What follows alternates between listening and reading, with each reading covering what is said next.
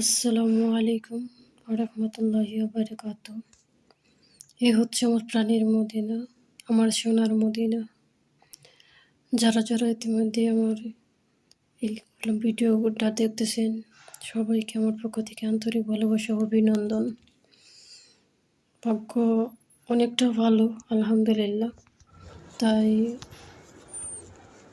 তাই মদিনার মাটিতে পা রাখতে পারলাম আল্লাহর অশেষ মেহেরবানিতে, আলহামদুলিল্লাহ। অনেকবার আসছি এখানে, তারপরেও মন ভরে না, আবারও গেলাম। আর সবার জন্য দোয়া রইল, দেশ এবং দেশের বাহির থেকে যারা এই মুহূর্তে আমার ভিডিওটা দেখতেছেন।